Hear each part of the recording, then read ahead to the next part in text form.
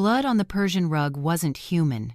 It came from my mare's split hoof after she kicked Laura's suitcase across my living room. Investors flinched. Cameras kept rolling. And my son smiled like a realtor at a crime scene. The house smelled of chlorine. Manure. Cameras kept rolling. My name is Evelyn Hartman. I am 66 years old. And expensive perfume over fear. And today, my son Noah arrived with his wife and investors to live stream my ranch and take it under a capacity clause. Before I continue, tell me where you're watching from. And hit like and subscribe if you've ever been betrayed by family. Because sometimes betrayal doesn't come from strangers, it comes wrapped in your own bloodline. Smiling for the camera. Calling it love while measuring what they'll take next. I wasn't always the woman who could smile while burning down her own past. Once, I was just a wife who believed in promises and a mother who believed too easily in her son. The first time Daniel brought me to Silver Creek, the grass was taller than my knees and the wind smelled like clean rain and rust.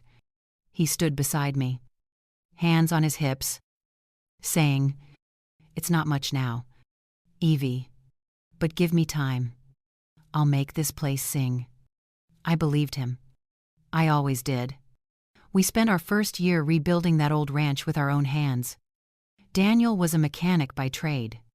So he treated engines and fences the same way with stubborn tenderness. He'd hammer nails while whistling Sinatra. And I'd paint the kitchen cabinets while our baby, Noah, slept in a basket by the window. The sound of his soft breathing became the rhythm of our days. Back then, money was thin, but laughter was loud. We'd eat beans and cornbread by candlelight because the power lines hadn't reached this far yet. Every night, Daniel would say, "Someday, this land will belong to Noah." And I'd smile, pretending not to feel the pinch in my chest, that small. Irrational fear that maybe Noah would never love it the way his father did. When Noah turned 10, he stopped asking to ride the horses. He wanted to visit his city friends instead. "The ranch is boring," he'd say, tugging at his dusty sneakers. Daniel laughed it off. But I saw the flicker in his eyes, the disappointment he never voiced. One summer evening, I found Daniel sitting on the porch, hands black with grease, looking out at the hills. He didn't turn when I stepped beside him. "He's not like us," he murmured. I remember how the sunset painted his face in orange and gold. "He's young," I said. "He'll come around." But Daniel shook his head. "No, Evie. He's already chasing something we can't give him." I didn't understand it then. But that moment was the first crack in our little world quiet. Invisible, but deep. Years passed. Daniel's hair turned gray. Mine silvered beside it. Noah went to college, then to Portland, chasing skyscrapers and clients. He'd visit on holidays with expensive shoes and restless eyes. "You two should sell this place," he'd say, half joking. "You two should sell this place." Daniel would just smile. "Land like this could make you millionaires." Slow and steady. "Son." That was the beginning of their silent war, profit versus principle. When Daniel was diagnosed with pancreatic cancer, Noah barely had time to visit. I told myself he was busy. But deep down, I knew he was avoiding the truth. I became nurse, accountant, and farmer all in one.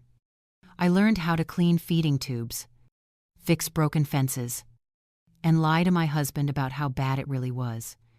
On nights when Daniel couldn't sleep, he'd make me promise to keep the ranch alive.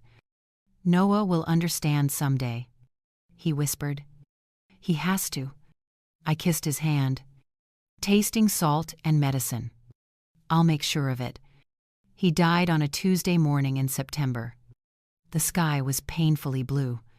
I buried him under the cottonwood tree near the creek, his favorite spot.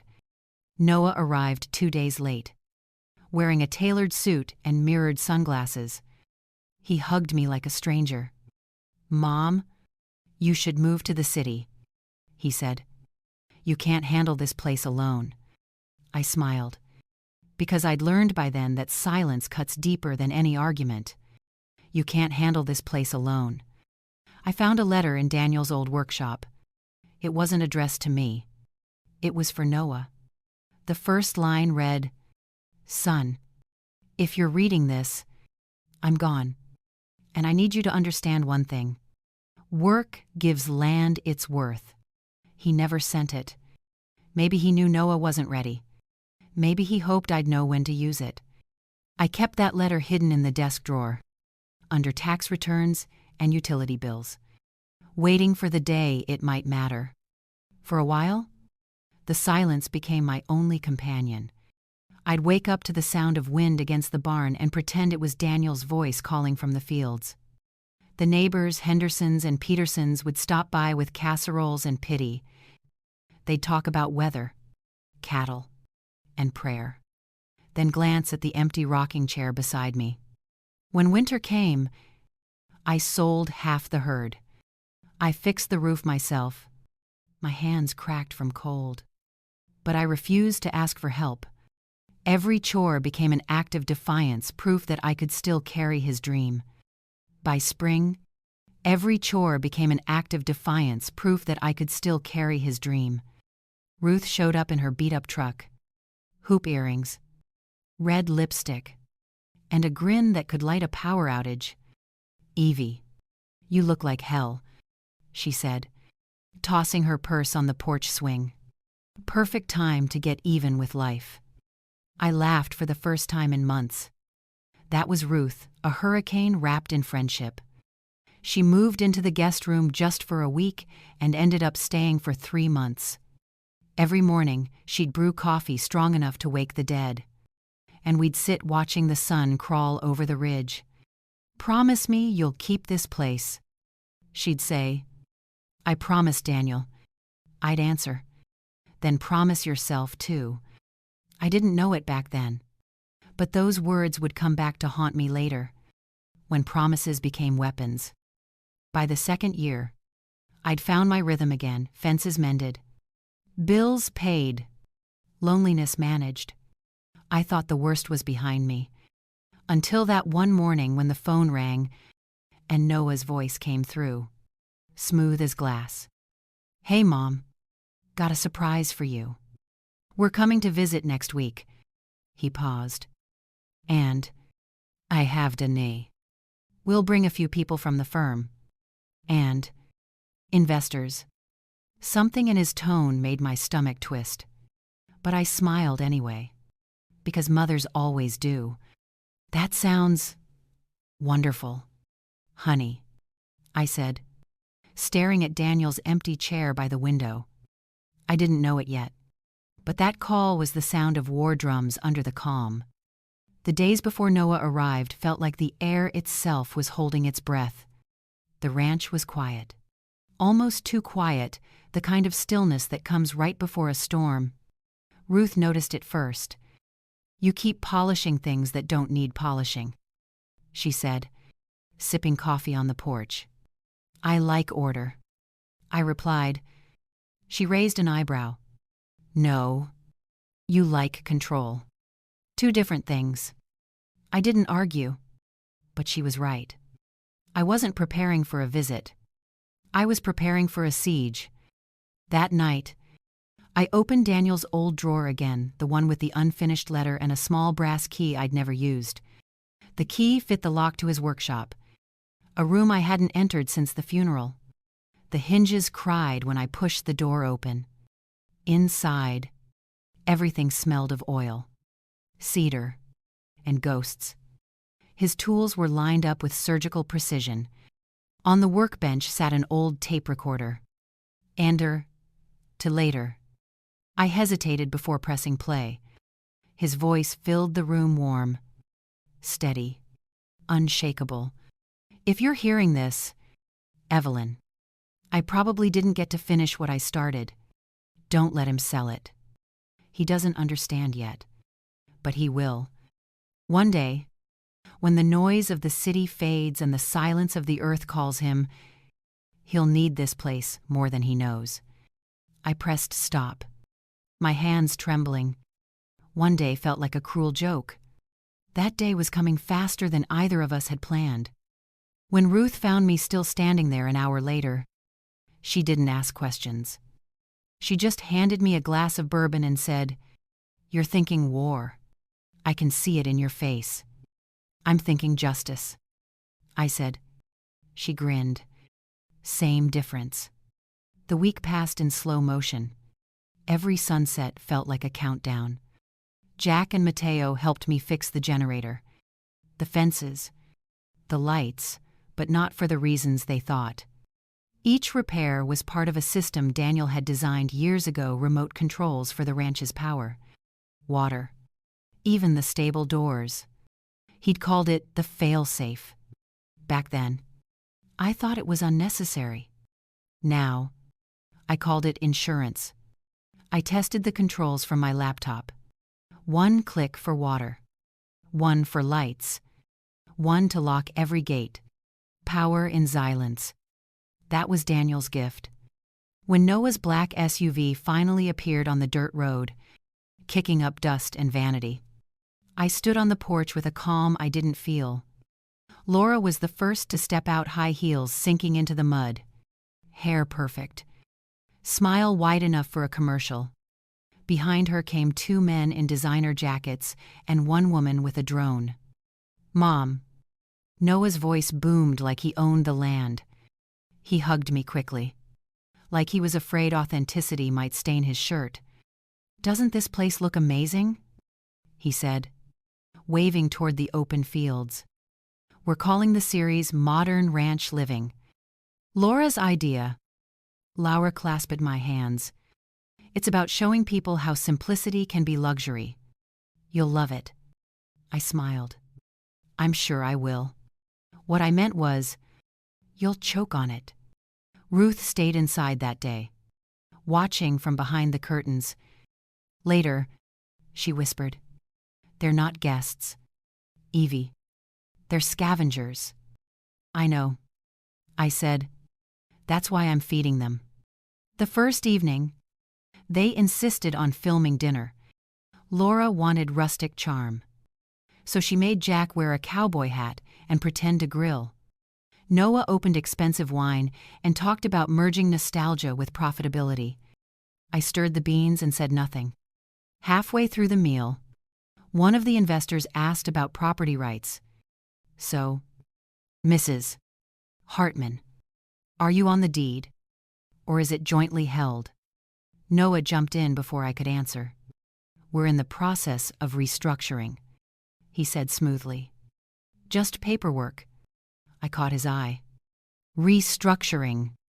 Interesting word. He looked away first. That night, I sat by the window while they drank and laughed around the fire pit. Their voices carried through the open glass city, words echoing off old wood. Laura giggled. "Your mom's cute." "Noah. She's got that quiet mystique. Very marketable." He replied, "Yeah. She's something. Something.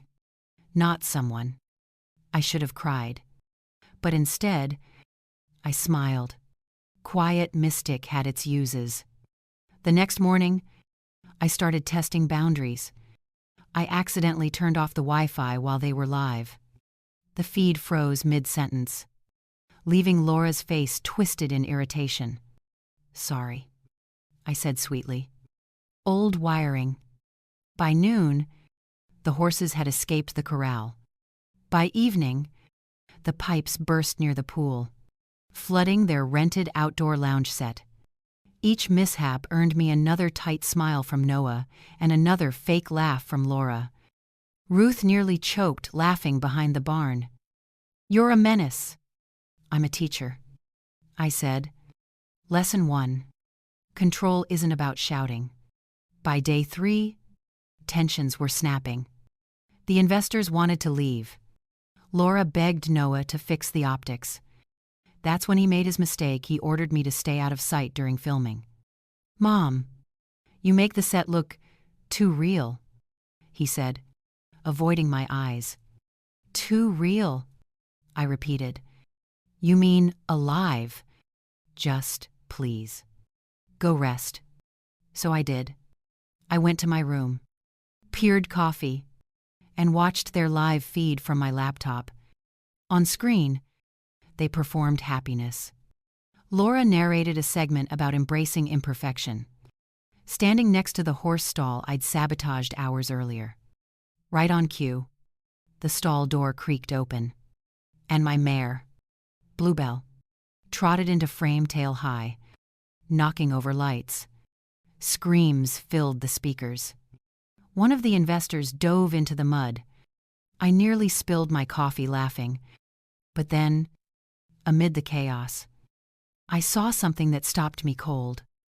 Lily, my granddaughter, standing near the fence, clutching her tablet, watching it all unfold. Her eyes weren't scared.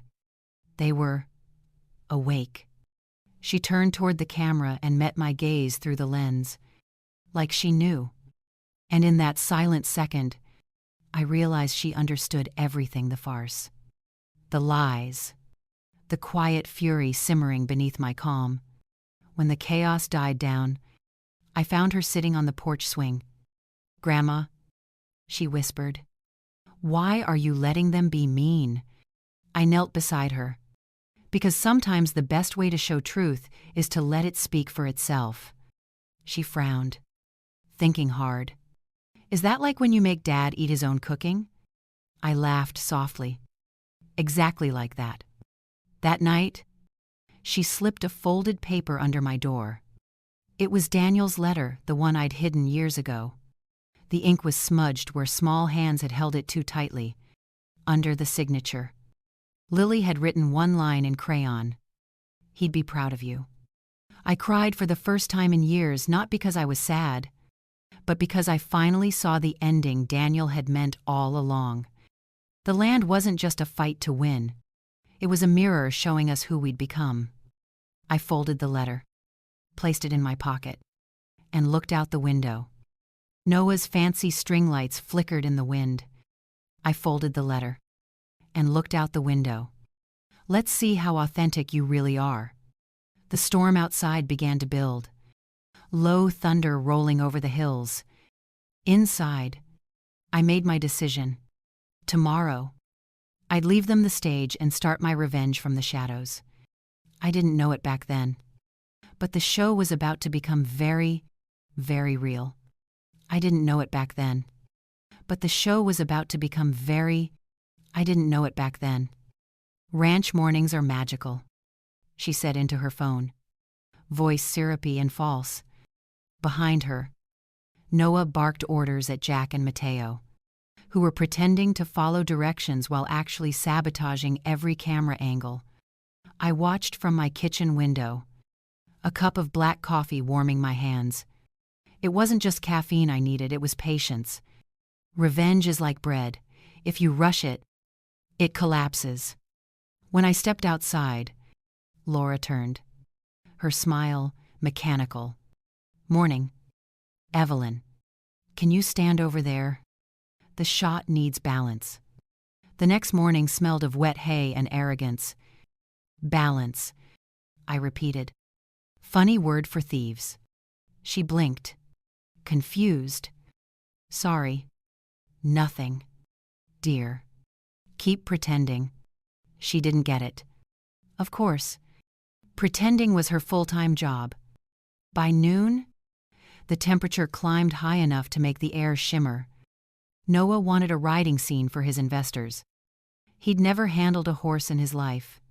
I almost warned him, but then again, some lessons must be learned the hard way. Jack brought out Bluebell, my mare, still restless from yesterday's chaos. "She's a bit temperamental," Jack said, eyes glinting. "She'll be fine," Noah scoffed, mounting awkwardly. How hard can it be? 10 seconds later, Bluebell reared, sending Noah flying into a puddle of manure. The drone captured everything: the flailing limbs, the muffled curses, the mud-smeared designer shirt. Laura screamed, "Cut the feed." But the cameraman was too busy laughing. Ruth leaned against the fence beside me. $10 says he blames you. I smirked. He can add it to my tab. Later, while Noah showered and sulked, I paid a quiet visit to the barn. I needed to check the power system, Daniel's old control panel. Each switch had a handwritten label. Main. Water. Lights. Lockdown. I traced my fingers over them, feeling the metals chill. Still protecting us. "Aren't you?" I whispered. Behind me, Lily appeared, barefoot and curious. "Grandma." "What's that?" "Just an old secret," I said. "Want to help me keep it?" She nodded solemnly. Kids understand loyalty better than adults ever do. That evening, Noah gathered everyone in the living room for a meeting. The air smelled of sweat, lavender candle smoke, and tension. He stood near the fireplace, clean and furious. "This isn't working. The investors are spooked. Laura's trending for all the wrong reasons. We need to control the narrative." Laura crossed her arms. "Maybe if your mother didn't keep sabotaging us." I raised an eyebrow. Sabotaging. "I didn't ask your cameraman to step in cow dung." "Dear." "Mom." Noah snapped. "This is serious." "I know. That's what makes it funny." The room went silent. I could feel the old dynamic shift, the same pattern from when he was a teenager, yelling while I waited him out. Back then, I could feel the old dynamic shift, the same pattern from when he was a teenager. Daniel would step in. But Daniel wasn't here now. Calm things down. This was between me and the boy who'd forgotten how to be a man. "You came here to sell what your father built. Do you really think a live stream can teach you authenticity?" He flinched, then smirked. "You wouldn't understand. It's marketing. Then market this," I said, and walked out. Outside, the wind carried the scent of rain. I stood by the creek where Daniel's ashes were scattered, watching lightning flicker across distant hills. For a moment, I wondered if I'd gone too far. But then I remembered the way Noah talked about restructuring. The word tasted like betrayal. Back inside, Ruth was waiting with 2 glasses of wine. "He's coming apart," she said. "What's next?" "Next." I sipped, savoring the bitterness. We let the storm help. That night, thunder cracked open the sky. Power flickered. Laura screamed from the guest room about ruined equipment. I hid a smile and pressed a single button on my laptop. The ranch went dark. Every light. Every screen. Total blackout. In the pitch-black silence, I heard Daniel's words echo in my head. "Work gives land its worth." And I thought, let them work for once. By dawn, the crew was miserable. No internet. No hot water. No air conditioning. Noah stomped through the mud, barking at Jack. "Fix this, or I'll sue you." Jack wiped his hands on his jeans. "Sue who?" "The sky."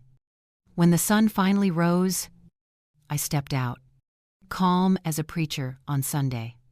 "Everything okay?" "Kids." Laura glared. "You're enjoying this." Laura glared. "Aren't you?" "Maybe I just like seeing people sweat for content." "Aren't you?" The barn door slammed in the wind, the kind of sound that makes animals restless. Chickens scattered. Horses whinnied. And one of the investors screamed as a rooster chased him around the pen. Ruth appeared beside me, holding coffee. "This place has never been livelier." I nodded. "Let's make sure they get it all on camera." I didn't know it then. But the footage from that day would be the first nail in Noah's coffin, not literal, but reputational. And reputations, once cracked, never truly mend. That night, when everyone finally collapsed from exhaustion, I sat on the porch swing alone. The moon was pale and full, hanging above Silver Creek like an unblinking eye. I whispered into the still air, "Tomorrow, they'll see what truth really costs." And somewhere in the distance, thunder answered. By morning, Silver Creek looked like a battlefield between vanity and reality. Mud tracks cut through the lawn where the investors' luxury SUVs had been stuck overnight. The air still smelled of wet hay and burnt electronics. I sat on the porch steps, sipping coffee as the crew stumbled out, eyes hollow from another sleepless night. Noah's voice broke the silence first. "We're back online today. No more accidents. No more screw-ups."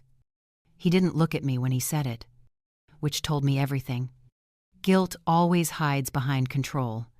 Laura emerged next, wearing her influencer armor, perfect hair, fresh gloss, and a tight smile stretched over panic. "Morning, Evelyn," she said. "We're doing a redemption stream today. Positivity, forgiveness, rebuilding the vibe." I smiled sweetly. Redemption works best when you've earned it. She blinked, unsure if it was a compliment or a threat. Ruth leaned in from the kitchen door and whispered, "You want me to loosen the water valve again?" "Not yet," I said quietly. "Let's see what honesty looks like first." Noah's redemption stream began at noon. The whole team gathered outside the barn. Laura adjusted her phone on a tripod, talking to her followers. "Sometimes life gets messy," she said brightly, gesturing at the muddy ground. "But that's what makes it beautiful." Behind her, one of the horses snorted loud enough to shake the mic. The live comments exploded in laughter. Laura's smile twitched. Noah jumped in, his voice too cheerful. "What matters is family. My mother here has taught me that authenticity." He reached out, placing a hand on my shoulder like he was introducing a guest star. The camera zoomed in. I looked at him, at the lens, and then at the invisible audience watching through their screens. "Authenticity," I said. "That's a word people use when they've forgotten how to tell the truth." Authenticity. The cameraman didn't dare cut the feed. Noah laughed stiffly. "She's joking, folks. Mom's just—" "I'm not joking," I interrupted. "My son here forgot to mention that while filming his little family project, he's also filing to sell this ranch without my consent." The air snapped like dry wood. For a moment, no one moved. Then Laura lunged toward the camera, cut the feed, but it was too late. The live stream was already climbing the trending charts. The comments flooded in. "She's exposing them. Oh my God, this is real. That poor old woman." Noah grabbed my wrist, whispering harshly, "What the hell are you doing?" I met his eyes, whispering harshly. Ruth stepped onto the porch, slow clapping like it was theater. "Bravo," she muttered. The investors were already packing their bags. Laura burst into tears, yelling about reputations and sponsors. Noah chased her toward the driveway, trying to control what was never his to begin with. I walked back inside, a heart pounding but steady. The house hummed faintly, a sound only I understood. Daniel's system was alive, waiting. I opened the laptop and checked the live metrics. 200,000 views. 300. 500,000. "Let the truth breathe," I whispered, and hit record. Outside, thunder rumbled again, the storm that had been circling the hills all week finally rolling in. The wind caught the curtains, slamming the back door open. Jack appeared, drenched from the barn. "They're leaving," he said. "You sure you don't want to stop them?" I shook my head. "They came here looking for a show. I'm just giving them a finale. Through the rain-streaked window, I saw Noah standing alone in the yard, phone pressed to his ear, shouting into static. Laura had driven off with one of the investors. The drone hovered above him, still streaming, capturing every second of his unraveling. He looked up, straight into the lens, then back toward the house at me. His expression wasn't anger anymore. It was something worse. Realization. He mouthed the words, "You planned this." I didn't answer. I simply closed the curtain. That night, the storm broke in full. Rain hammered the tin roof. Lightning lit up the valley, and power flickered just long enough for me to walk into Daniel's workshop. The smell of oil and rain mixed in the air. I found the tape recorder again and pressed play. Daniel's voice filled the dark. If he ever forgets what matters, show him. Don't tell him, show him. Outside, I heard the crunch of footsteps Noah's, soaked and heavy. He pushed the door open, water dripping from his hair, eyes hollow. "Mom, what did you do?" I turned to face him, calm as the storm behind me. "Exactly what your father asked." Lightning split the sky, framing his silhouette in white fire. The sound of the rain swallowed our silence. And that's when I knew the next day would decide everything, not just the ranch, but what was left of us. He'd tried to bury me in paperwork. I was about to bury him in truth. I didn't know it back then. But that live stream wasn't the end of the chaos.